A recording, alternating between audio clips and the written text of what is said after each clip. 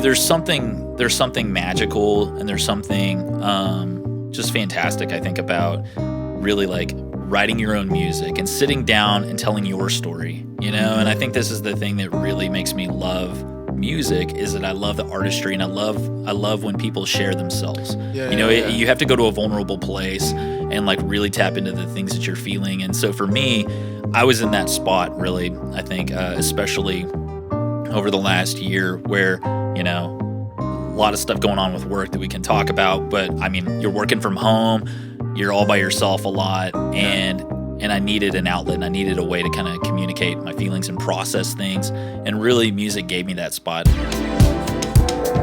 Eli, thanks for being here. Obviously, we've been talking for a while, and so thanks for having me. You reached out to me. Yeah. Was that just I wanted to ask, but like, was that just like an internet search, or just like trying to find? I think when I talked first a year found ago. you, I found you a year ago. I think I just Googled like studios in Houston or something, recording studios in Houston, because I was looking at recording some songs, and actually through that communication, I think I learned a lot, because I remember some of the things that we talked about. What we talked about. Yeah, well, some of the things we talked about were like, it was like, what do you want your sound to be like? Like, what's your vision? And I think I really realized, like, at that time a year ago, I didn't totally know what I wanted. And so it took me some time to kind of figure out what I wanted to do with my music and what I want to do with my sound. And I want to get into that for sure. Sounds great. But the first thing I want to get into is, and I always thought this would be an interesting thing for people to know about a particular artist, is your favorite snack. So today we're not sponsored by, but we enjoy Cheez-Its, which the thing about it is, and I surprised Eli with this morning, is I have a red plate and I have a green plate. Yeah. Eli tells me that the best Cheez-Its are the knockoff Cheez-Its from H-E-B. That's right. They're not knockoff. Oh. They're the better ones. They are the better ones. They are better. So the Cheez-Its, the original brand is the knockoff. It has to be. It's the only explanation. Okay, so Mr. Cheez-It started another company and like hooked up with H-E-B, I guess.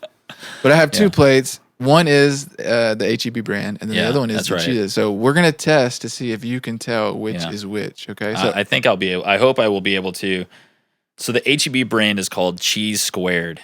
So they are exponentially better, right? I mean, they've got to be. Okay, so here's the red. Okay, I feel like it's like the Matrix. Let's go one to AJ. Think about it. That's not Cheese Squared. That's not it? No. Okay. Let's try this one now. Yeah. No, I don't. Cheese Squared right there. Green plate. All the way. Can you tell the difference, AJ? I did it on the left side. So. Oh. Nailed it. This is my homeschool. Yeah. This is my homeschool. This is the H-E-B brand. Cheez-Its. No, yeah. Get out of here. I'm telling you, man, they're like regular Cheez-Its. They're a little more bland, and they also have kind of like this burned taste to them. Yeah. But Cheese Squared, man, exponentially better. Refined. That's right. It's they really know how to reach your palate. I'm pro H-E-B, but have you ever been to Aldi? Yes. Aldi has a good Cheez-It brand too. Maybe I'll check it out. It's very similar to this. I'll have to do a comparison. I imagine test. My thing is like, wouldn't it be funny if like one day you're super famous and like playing these huge shows and then like sponsored by Cheez-Its? Yeah, you just have Cheez-Its. Like it's a big deal from H-E-B. That's right. Well, it's just like, I'm not a big sweets guy. I like salty stuff. Okay. And man, you give me a box of Cheez-Its, it's dangerous. Chips are my thing for I'll sure eat like too. half a box of them. Oh man. So Gardettos are my thing, by the way. Yeah. That's my thing. But I don't think I've ever had a Gardetto. Oh really? Oh. Yeah. That might be your new favorite thing. I'm going to check it out. Yeah. I want to start with, because when I was reading a little bit about you online, you kind of had this story about kind of 2020 and kind of like getting to, and you even mentioned that, originally when we talked years ago, it was like you didn't know what your sound was. Like, where did it start for you when it came to like songwriting and just like being a musician? Like, did it start young? So kind of a brief overview. I mean, I got my first bass guitar in the 4th grade. And honestly, I got a bass, I think, because my brothers both played guitar and they needed a bass player. Yeah. So I'm totally convinced that they convinced me that I wanted to play bass. And so I started playing bass with them and playing in some church bands. And so I really from about the 4th grade all the way through college played bass in church bands and then in local bands around town, around the Texas Panhandle, Amarillo, Canyon area. And I played in a lot of different styles of bands. I played in from like worship music to like heavy metal music. I played in a punk rock band. I played in kind of like this funk band that we just, it was almost like a Dave Matthews funk style. That's cool. And just did a lot of different stuff. And then I played in a band in high school that was more of like a folky kind of band. And so I've always just loved music in general. My dad probably got me into music the most. And he's not really, he doesn't play a lot of instruments, but he loves singing. He loves we used to do karaoke together all the time. Yeah. And a lot of like 70s rock and like kind of classic rock. As I've kind of found my sound, I think I've gone back to, even though it's like I had this wide array of different styles of music that I liked, and so I wanted to pull little things from places that I loved. But I think really at like the heart of my music is kind of this like classic rock, classic country sound, things like Johnny Cash, or like also with sounds like the Eagles Jim Croce. Like I just love all those kinds of artists. So at some point you were like, I need to stop playing bass, and it's not cool enough. So I'll tell you how that happened. I say that as a bass player, but it's difficult to pick up chicks as a bass player, but no. So the way that I got into the main guitar, thing is like, do you hold it up here or do you hold it down there like a rock star? I have done both. It depends on the band I'm playing. I used to hold it like way up here. Oh yeah, and then it migrated down a little bit. Just slowly, and then maybe went too low. So when my wife and I got married, we got married right out of college, and our first Christmas, man, we were poor and we were trying to pay off student loans. And did you sell the bass? I'd sold a lot of stuff already to pay for school. Like I'd sold all of my gear. Like I used to have this half stack, and I had 3 basses, and I'd actually made some money off of the music, so I bought like a mixer and a PA system. Yeah. And over the years, I had to sell all of it, except for one bass that I kept, so that I could pay for college. Wow. And so we graduate, and we're trying to pay off all of our student loans and everything. So for that first Christmas, we decided we were going to set this really strict limit on how much we were going to spend on each other for Christmas presents. And I think it was I never can stick to the limit. Yeah, so I think it was like $50 or $75. It was like not a lot. Yeah. You know, I'm young and I'm also dumb, so that's going to play into this story. But my wife is like the most just amazing person on the planet. And she's amazingly generous and thoughtful. And so what she decided to do was to save up her money from like the moment that we got married until Christmas and add that to the budget. Wow. You know, and so she cheated. Basically. She did cheat. Yeah. So and she said my Christmas list is in the kitchen. So I was like, okay. So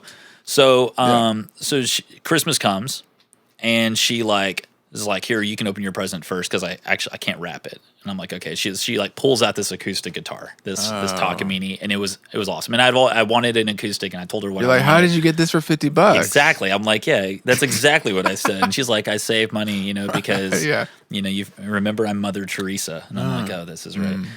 So immediately I'm like, I'm hosed. Like, our marriage is over. You're like, you're pulling out a card that you made yourself. Just with some Hershey Kisses? Well, it gets better. So, unfortunately, the list was in the kitchen, but I think I grabbed the wrong list. Oh, snap. And she goes and opens up her gifts, and the first one is a garden hose. And the second gift is an orange bucket. And then there's some soap and some Kleenex. And okay, I'm an idiot. All right, I admit it. This is a good story. But I was like, we had bought a car because we needed a car, and so I thought, oh, she needs all this stuff to wash her car, and like, because she loves her new car, you know. Yeah, and, put her to work. So that's what, when an idiot does something, they usually have a reason. It's just a dumb reason, and Yeah, so that's yeah. what I did. So I was so embarrassed, Dude, and that's I'll never live hilarious. it down. Yeah, so So I at some- got a guitar, and she got a bucket and a garden hose. So you can play music while she washes the car. That's right. Yeah. So if anyone out there is wondering, like, if there's hope for them in life, This is just why know you this can is- stay married to someone after doing something this dumb. This is why this is not a marriage podcast. That's right. I cannot provide any marriage counseling or Okay, advice. so you were as a musician, but like, were you writing songs way back in the day? Yeah, Or, I like, was. and So, singing. yeah, and so you learned think- guitar, I guess, at some Exactly. point. So in junior high, I really got into poetry. I fell in love with poetry. I remember Anne Bradstreet was one of my favorite poets. She's the first published American poet, That's cool. female American poet, and I loved it. I thought it was beautiful, like the artistry of it, and to be able to tell a story and talk about things in these ways that could move somebody and use such few words to communicate an idea. So I really got into poetry, and I actually entered into some poetry competitions and stuff. Then when I started playing in bands, naturally I like started writing a lot of the lyrics for the bands and did that sort of Did thing. you try to sing and you were like, Basically, yeah. Like I tried, but honestly, I just lacked the confidence when Yeah. I was younger. I think that other people I sang with, a lot of them were better, but a lot of them were also just more confident. Yeah, and that was confidence the is thing. huge, yeah. And so I sang a lot of backup vocals and harmony and that kind of thing. When I got into playing guitar, like I really started writing songs. At first, I started writing songs trying to think like, oh, can I write like some super cool song or something, like some song that's going to sound so cool. And I tried that a little bit. But really, I think with my writing, where it really took off was about a year ago, a little more than a year ago, with 2020 going on. I really started turning to guitar and writing as like almost a form of therapy for myself, like just to deal with Yeah. like COVID life and Right. and to work through stuff. And so so I just started writing for myself. I started writing songs that I wanted to sing, that I wanted to play. I read this book by Stephen King a few years ago, and he talked about how he writes his books. And I realized like I write my songs a lot the same way. He says, first I write a story for myself with the door closed, and it's just for me. And then I open up the door and I rewrite the book so that it's for everybody else. Gotcha. And I do a lot of that. I do a lot of writing my songs for myself.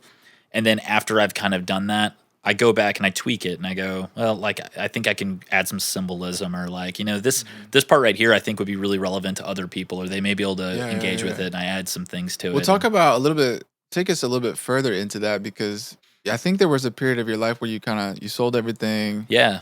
And then this, we're talking about, I don't know how old you are, but like fast forwarding to that, moment where like, you're like, I want to write again or like play again. Like, Yeah. how did you get from A to B in that regard? Did you just Yeah. feel like I need to start writing again? Or like, did you have ideas that just started to come to you? Yeah, Or so like I was playing my guitar a lot at the time, because I would just like, just cover songs at Yeah. my house and just playing guitar and stuff, play with the kids and everything. And then I think in terms of deciding to like write music, since I had done it a lot when I was younger, like it came pretty naturally to just start writing songs.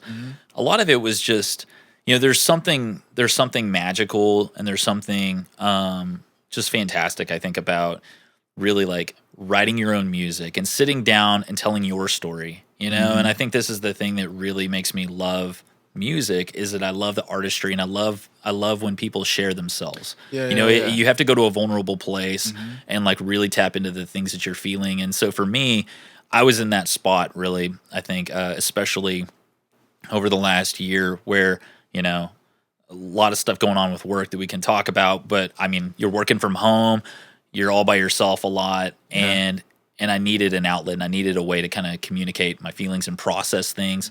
And really, music gave me that spot. I mean, I started having ideas, and it kind of built over time, right? Like Yeah. I'd write a song, and then a little while later, like I'd have some ideas, and I'd record some stuff on my phone, or I'd think of a melody that I really liked, and I was like, I should try to see if I can do something with that. It turned into this kind of dual therapy and art kind of thing, where I could kind of share my ideas and create something beautiful out of it. Talk about the songwriting process for yourself a little bit. You said you're just coming up with ideas and you put them in your Yeah. phone or whatever, but like, is it a discipline that you do regularly, or is it like, okay, if I really want to be known as an artist and a songwriter, like I need to put in the time to develop these songs? Like, what's your normal process? Yeah, so- and maybe talk about how the song came together. Absolutely. It's a lot of things. So I would say like one, I just have lots of random ideas at random times, and oftentimes not when I can write a song, right? Like I'm in the car and I'm driving, or like I'm in the shower and you like are singing to yourself and you think of something. Yeah. And so in those moments, usually what I do is I just like record something on my phone, like a voice memo.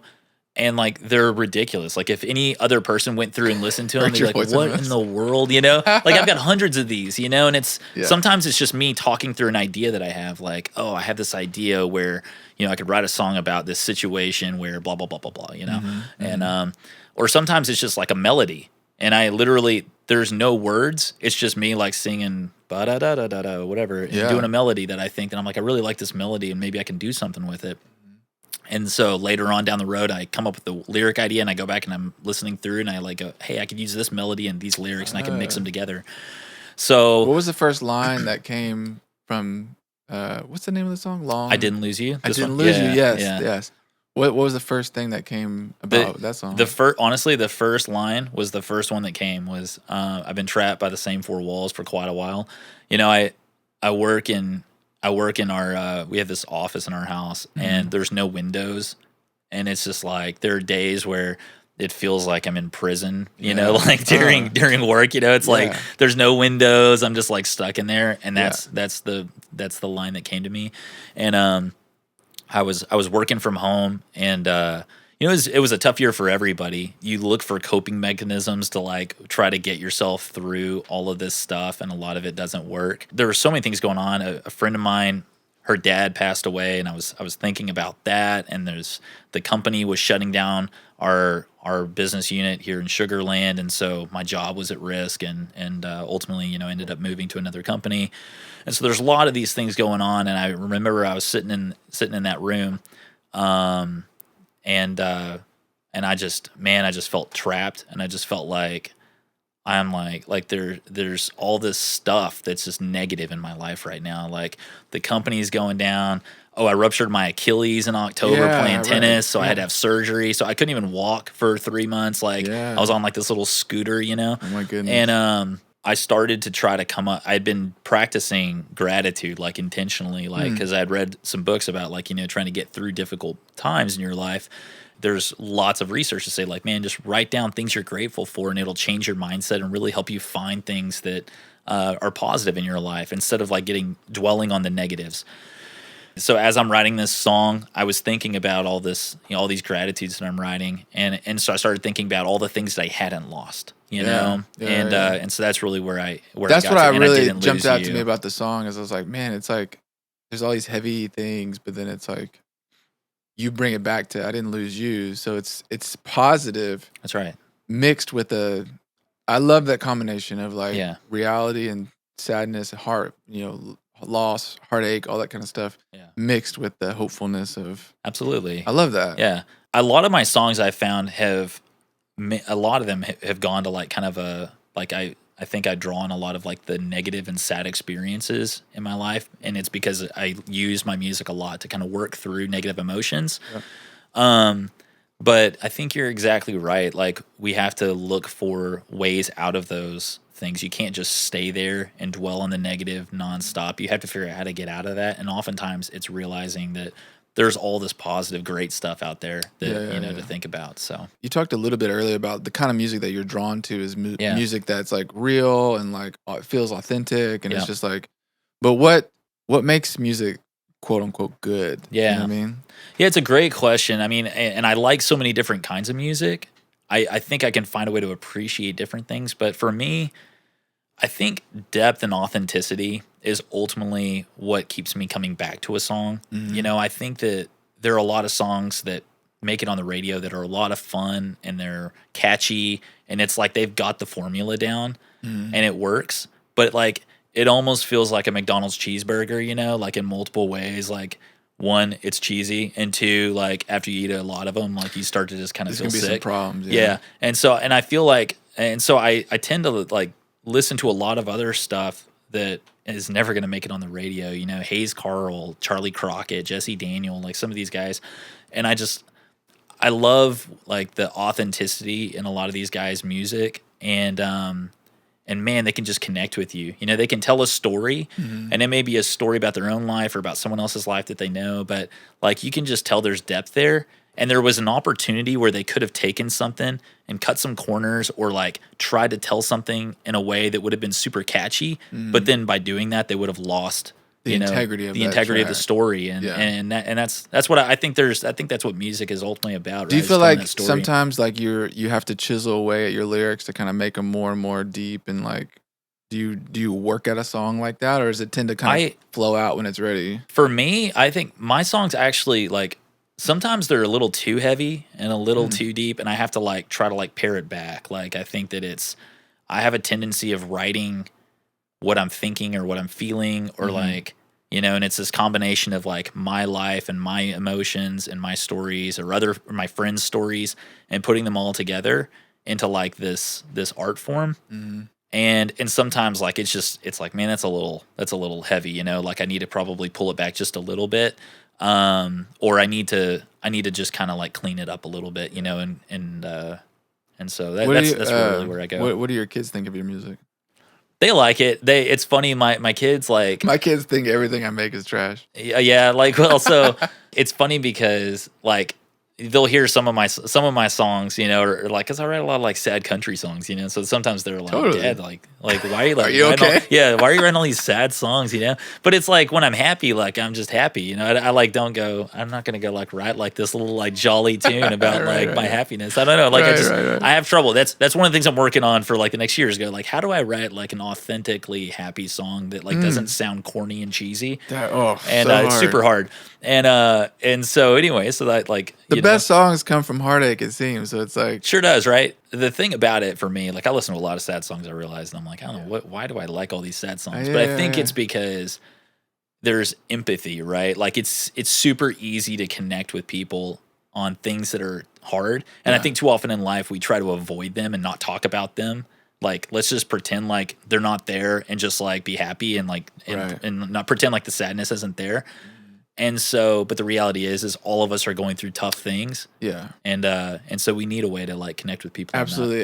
You know, songwriting is one thing, and then producing and making a song is another thing. So like what kind of production things, and maybe even talk a little bit about like the single, like what are you excited about? Like how did you get that? I mean, I heard like some slide guitars or like some stuff that it was really cool stuff. Yeah. Man. So when I first wrote the song, of course it was me and my acoustic guitar, and I do a lot of like I'll record it at my house and then I like re-listen to it, and I try to like listen to it from a different person's perspective, you know, and go like what's missing or what like just maybe there's a melody that just doesn't make sense, and or I just try some new melodies and things. But when I wrote this song, I just had this vision for what it could sound like, and I kept working at it and like trying different things. And I play electric too. And so I tried to do like some riffs that sounded sort of like steel guitar, but I just couldn't do it I'm just not that great at electric. And so I ended up creating the song and recording it out in Santa Fe.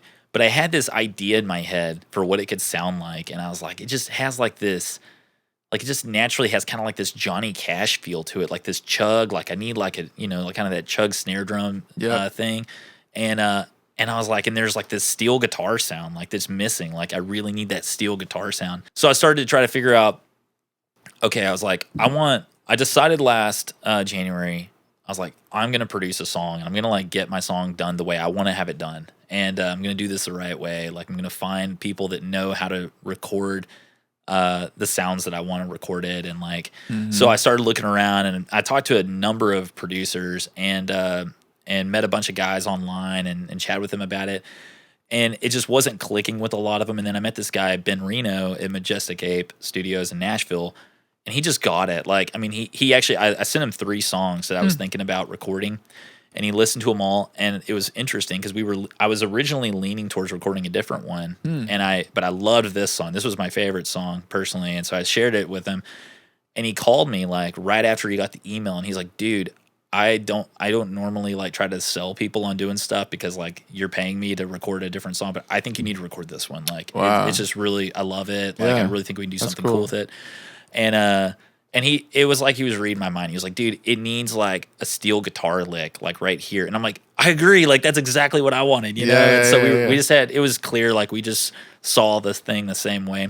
That's awesome. And so, so I drove out to Nashville and took all my stuff with me and spent a few days out there. We recorded it. Did he find guys for you to come in and do the parts? He's really well connected out there, and just he knows everybody. That's and awesome. yeah, so Smith Curry played steel on the song. He's played steel on. I think he told me. I asked him. And he said he's estimated around 10,000 songs. Yeah. I mean, the guy he's a pro, man. He's Sounded a studio really musician. good. He played on like most of the songs on Jason Aldean's first album. Actually, like that was his probably the most famous thing that he did. But he's played on so many different songs and just phenomenal. And then the guy that played electric. James Mitchell, I think he's touring right now and phenomenal electric player. And I mean that guy, like I'm excited really about people cool. hearing this record because like the quality of what you guys did is really good. Like that guy knows what he's doing. He knows what he's doing, and I'll tell you, like his name's Ben, right? Yeah, Ben Reno. Yeah, he's really good. And I, it's interesting. Like the whole process, I learned so much going through the recording process, you know. And the cool thing was, I had recorded the song before, and I recorded it to a click track, and I recorded it out in Santa Fe on this road trip that I did in between 2 jobs. So after I lost, you know, my other company like closed everything down, I had a week off, and I driven out to Santa Fe, which I've just always loved northern New Mexico, and so I like had incorporated it in my song already. And honestly, I thought like, where better to record this song than Santa Fe, like because I'm singing about Santa Fe in the song. And so I went out to Santa Fe, did a bunch of like hiking and stuff, and I recorded the song in like a Marriott courtyard, and like I just had a lot of fun with it, you know. And so when Ben and I started working together, he was like, dude, like let's just try to see what we can take from the song and incorporate it in. And we ended up using a lot of different tracks from that original recording mixed in with this stuff that we did in Nashville. And I'm really excited about it. I think it's a cool So song. tell people too about like you actually used your original vocal. Yeah, I did. Instead of the studio vocal. Yeah, we did this studio vocal there. You know, I mean his setup is phenomenal. Yeah. But I just for some reason like the performance wasn't there. I wasn't comfortable. It was my first time like in a booth, right? Like and actually I kind of felt trapped like in that little booth, right? So I just had a hard time like really delivering. Well, I love that because like at the end of the day, what is the most important thing is the performance, exactly. is the vibe. That's all that matters. I mean, I can only imagine you in Santa Fe in a hotel room just vibing out and just singing it and just putting your heart into it. And then sometimes when you get into like a more formal situation where, you know, you're paying to be there and it's all this kind of stuff. You overthink it. It's hard to not to overthink it. That's right. Yeah. You overthink it. You start like thinking about every note or thinking about, you know, I don't know, like your tone too much instead of just sitting there with your microphone and your guitar and like just singing from your heart. And that's good. And I think that's what matters most. Okay, so I want to ask you 3 specific questions, but the first is, why do you make music? Like, why do you write songs? Yeah, you know, like I said, I started for myself, but honestly, the reason that I started making music and sharing it with other people is I really decided, both for myself, but hopefully as an inspiration for other people, that I believe like people have these things inside of them that they want to share, but they're afraid to. And I think that folks need to share, you know, what they're thinking, what they're feeling. They need to share their music. They need to share their art. And I've got a friend who's really wants to write books, and I'm like, you need to write your book and put it out there. You know, what if nobody likes it? Who cares? Someone will, right? Like there's somebody out there. You got to find the people that need it because there's someone out there that's going to benefit from it. So I really try to write my stuff because I've gone through something and I want to share it, and I hope that someone else will like it.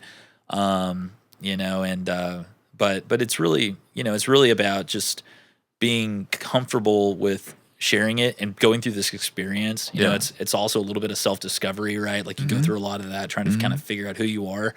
And so I've done a lot of that during the music. What would be success for you as a songwriter, as an artist? I mean, what kind of, you know, you got a family. It's not like you're like, let's go on tour for exactly. every year. What would be success for you?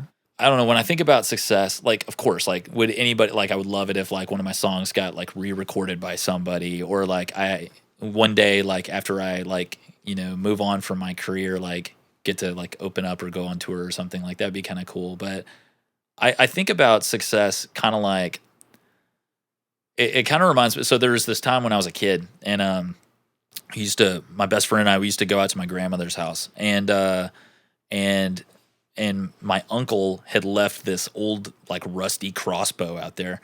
And we would go out there and we would shoot this crossbow, and, like, we were dumb kids, like me, and just, like, shooting, like, old wooden barns and houses and stuff. Yeah, sounds fun. And and for us, we were having fun, and we were successful at having a blast, just going out there and shooting the arrow at random things. But one morning we woke up and we, like, opened the front door, and there's this roadrunner that's, like, perched on like a flower pot or something, and the thing, like, jumps off. And if you've ever seen a roadrunner, man, these things are fast. And my buddy Carson, like, pulls up the crossbow and shoots the thing, and shoots the roadrunner out of the air from his hip. Wow. Like, I mean, it was the most amazing shot ever. I mean, it was like, You're like, oh. we're like, what in the world? Now, my grandmother had been talking about this roadrunner as her pet for, like, the whole weekend. Like, oh, we're going to see my pet roadrunner at some point. So we killed the pet roadrunner, which we felt bad about. But, like, like, there are things like that could be viewed as a success that could be total dumb luck, or just like, like a lightning bolt or a shooting star. Like, the fun is out there just shooting. The fun is just out there shooting. If you hit a roadrunner, cool. If you hit one, that's great, man. But, like, I think that, you aim for it, but, like, you got to enjoy the journey. Yeah. It's about the journey. It's about just writing and having fun with it and sharing. Like, if success comes, great. If not, like, the success is the journey and just being a part of your life. I love that. What would you say, like, if you could pinpoint, like, what's your biggest struggle as an artist? Man, I mean, it's like, it takes so much work, and to, like people that are songwriters know this, right? Like, they'll spend thousands of hours and, like, thousands of their own dollars, right, to produce a song that needs to be listened to 1,000 times for them to make, like, $3. And I mean, it's like, when I was a kid, my dad used to give us dream. My dad used to give us these gallon buckets of, like Schwann's Man ice cream buckets. Like, you remember those big, like, white buckets? Schwann's Man, yeah, and sure. Like, and he would tell us, like, go out and like, pick goat heads and cockleburs, which are, like, these like, weeds that are in the Texas Panhandle that, like, stick to all your clothes and stuff. I've never heard of a cocklebur. Man, they're no fun. And he's like, go pick these things and put them in the bucket, and when you fill up a bucket, I'll give you a quarter. I swear, a quarter, man. Like, it was like, we'd be out there in the, like, like 95-degree sun, like, in the Panhandle, like, picking cockleburs and goat heads to make a quarter. And that's how music is. Let's be real. Like, man, it's hard, and you're out there and you're working your tail off, and you can make a quarter off of it. But, like, so that's probably the hardest part, I think. To push through that, and then to realize, like, man, I'm doing this because I want to do it. Like, I'm doing it because I love it, and because I want to share it, and because I believe in the art. And you might get lucky, and something might go viral. You might make a bunch of money or something. But like, try not to remember that that's what it's about. You got to do it for something bigger than that, because otherwise, like, I think a lot of people lose steam, right? Like, they lose steam because it's like, man, it's like, so many talented people that I think, man, how are you not huge right now? And right. I think the truth of it is like, it's so much of a mental game. It is. It's so mental. Like, that's right. Like you talked about earlier, like, so many people, we can get so concerned about what other people think that we never put out anything, or it takes years to put out stuff. And it's like, I honestly find that I'm hearing more about the success of just consistency, the success of just, like, putting yourself out there over and over again, and those types of people are winning. And I think it's an interesting thing, because the more you do it, the more you put yourself out there, the better you're going to become, the more refined you're going to get. That's right. Like, the mixes I'm doing now, I listened to stuff I did a couple years ago, which I thought at the time was baller, and I'm like, what was I thinking? Yeah. But the truth is like, at the time, it was good for me, because that's what my tastes were. That's right. And now you have a more refined taste. Yeah. Like, now you're into HEB, Cheez-Its, that's right. G-Squares. Yeah, exactly, man. They're exponentially You have refined better. Your taste to they're so good. a superior level. Exactly. So that's no, you're exactly right. And I think there's something too, like, like you said, pushing through it and just keep going. Not everybody is going to like your music.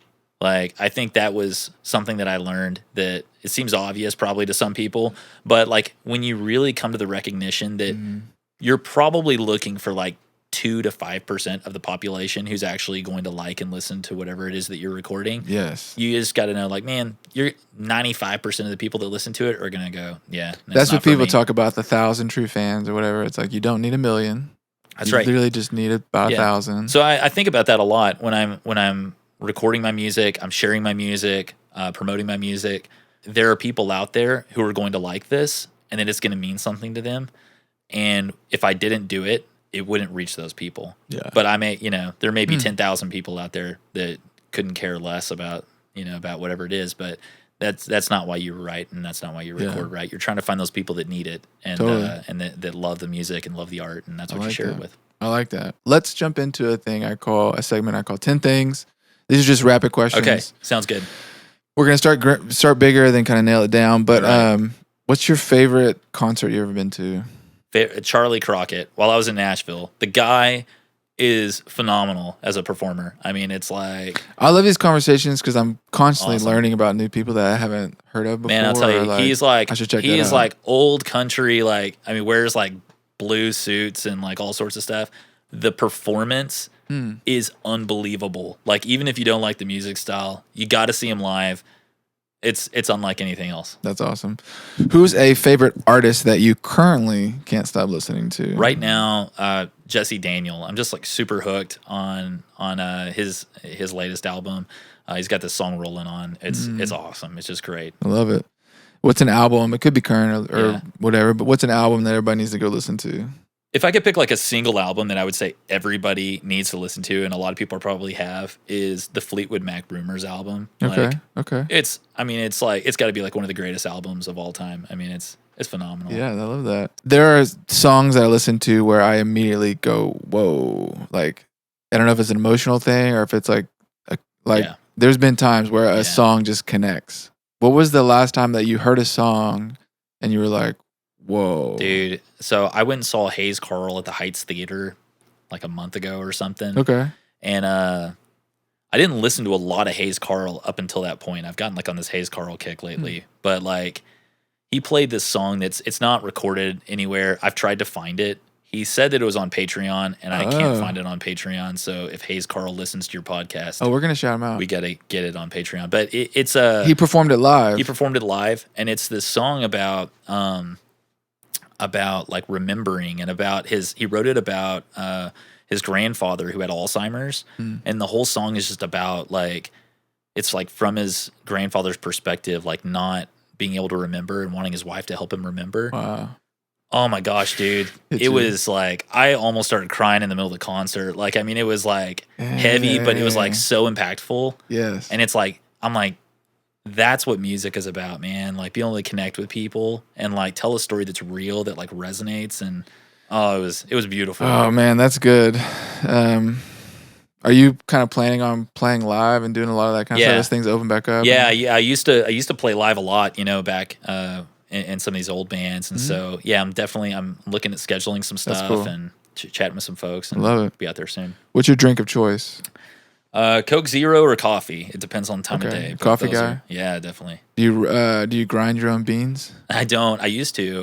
No, but I'm a big Don Francisco Kona blend. There's nothing better. Okay, interesting. So, I'm kind of in a coffee funk right now. I'm not sponsored by them, but they are welcome to sponsor me. Yeah, or me. Yeah. What's your distribution channel of choice? Which CD one? Baby. CD Baby. Yeah. Is there anything that you like about CD Baby? They have a cool podcast.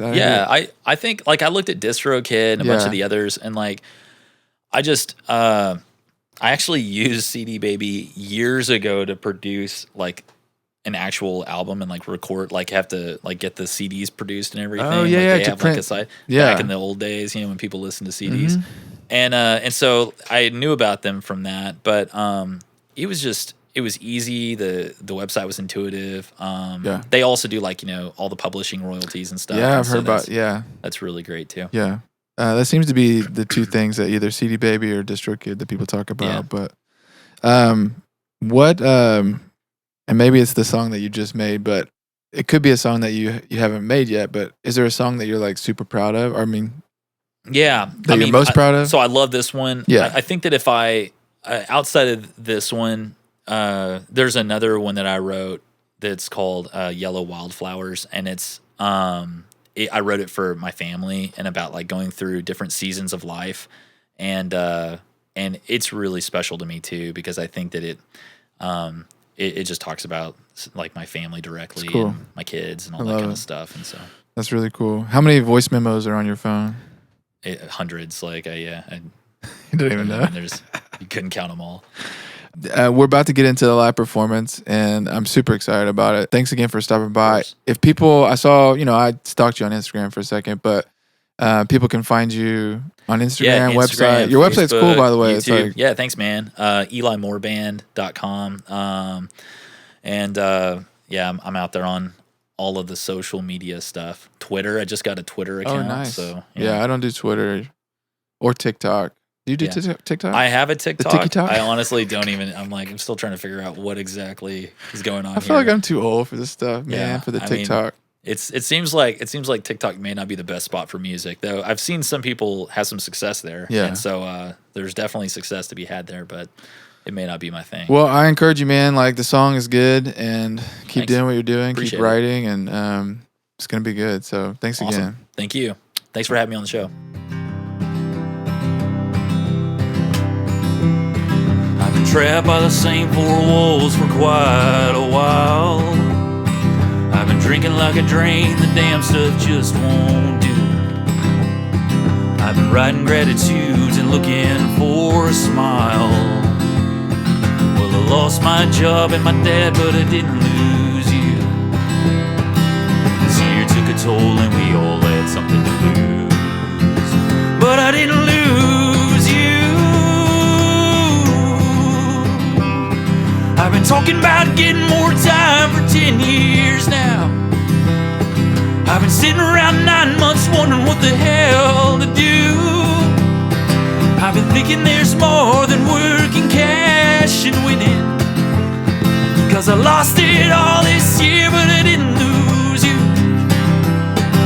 This year took a toll and we all had something to lose. But I didn't lose you. In 99, we partied all night like the world would end. But in 21, we'll party because it didn't. And cause I didn't lose you. I've been thinking about leaving it all for Santa Fe. Buy a little mud house with floors made of maple wood. Sit in the mountains and talk about a road life. And how I lost it all by choice, but I didn't lose you. This year took a toll and we all had something to lose. This year took a toll on us all, but we made